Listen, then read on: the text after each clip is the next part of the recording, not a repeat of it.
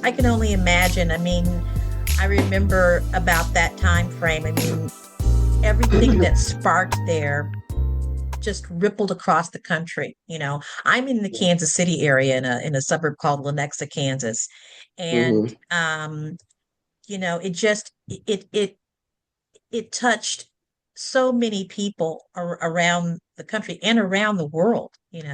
And so even though it was so much tragedy, would you agree that there was a trajectory emerging of change, of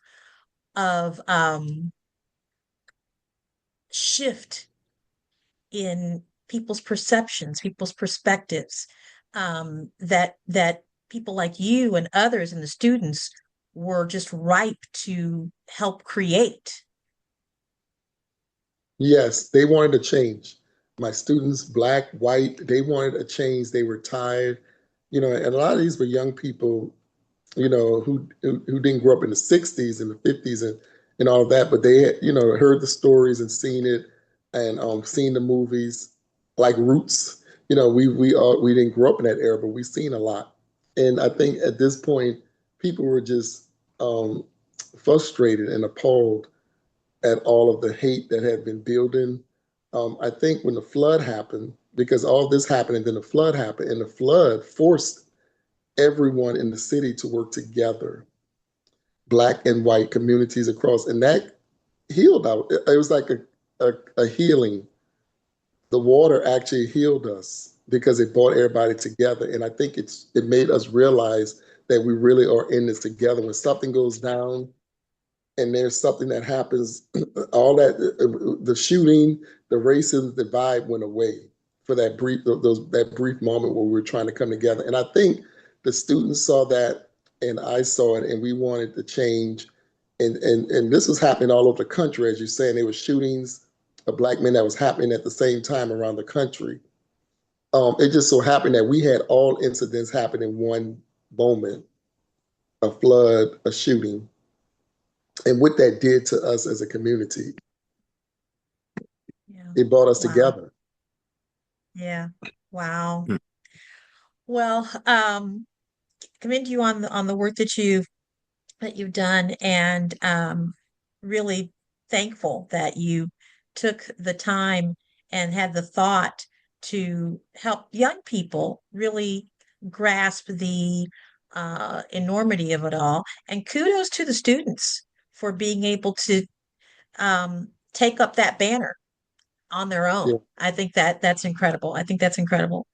Um, so now you Willie, you've seen the book, and uh you're at the point where you're now, the play has taken place, and now you're on that stage of creating the movie, the short film.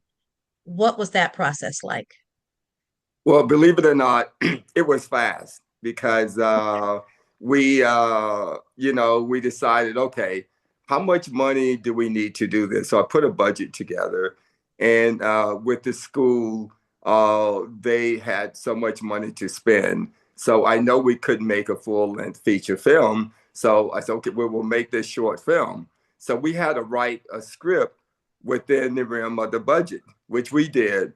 And I think we wrote that script in like 2 or 3 days, the final script. We finalized the script. And we were getting ready to film, and we were still working on the script.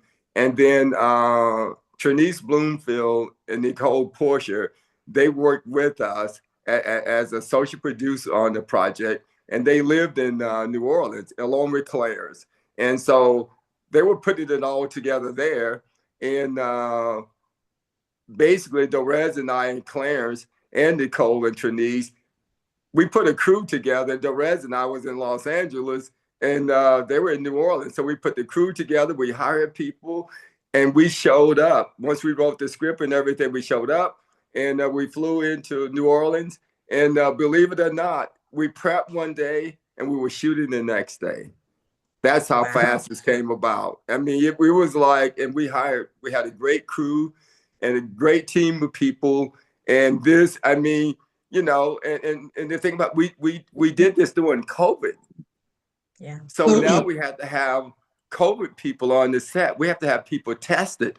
So we were flying people in like the night before we're getting ready to shoot and having places open to test for COVID at 8 o'clock at night.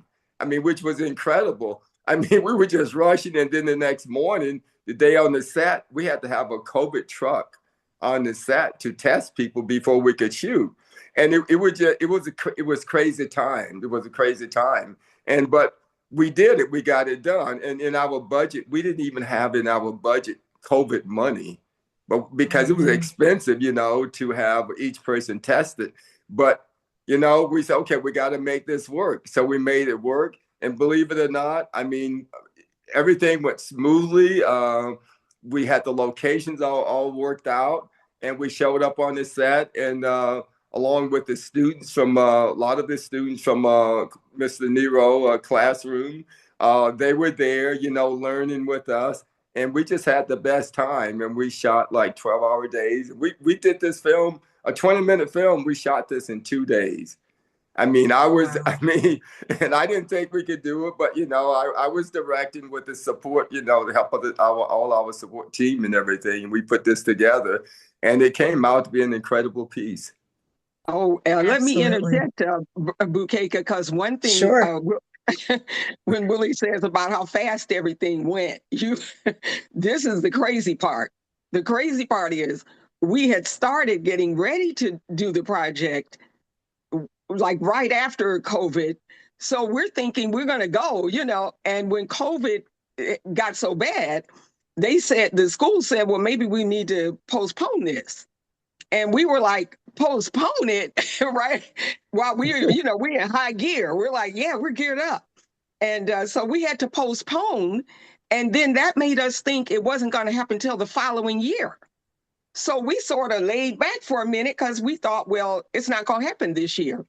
And then all of a sudden, Clarence contacted us and said, we just found out that the money they're giving us is going to go away if we don't shoot within a certain time period. And we said, what? So then we were back in high gear again. And then from there, it went like what Willie said, that we were able to shoot it in 3 days. Well, actually 2 days. Yeah. With 1 day of prep. Well, thanks, Dorez, for that. I forgot about that. We did. Yeah, that was pretty incredible. We had to shoot right away or we could lose the money. We thought we had plenty of time. You know, we were like, oh, well, let's just, slow down. We don't have to rush. Right. Oh, my gosh. Well, I'm really grateful that I've had the opportunity to work with Willie and Dorez on a even shorter project than that. But I'm going to ask Clarence to chime in here once again from that perspective. Okay, jumping off from what Dorez just shared, what was that like for you? You're like, I mean, I know that there had to be some degree of heightened sense of urgency, borderline panic. What was that like? Crazy behind the scenes. I mean, one thing when you're writing a book is different. You're sitting down and you're just writing in your own space. But when you're doing a movie, it's a lot of moving parts, a lot of different departments. And that's one thing I've learned when working with Willie and Dorez, or just being around movie sets. It's a lot of pieces that got to come together. And sometimes it is.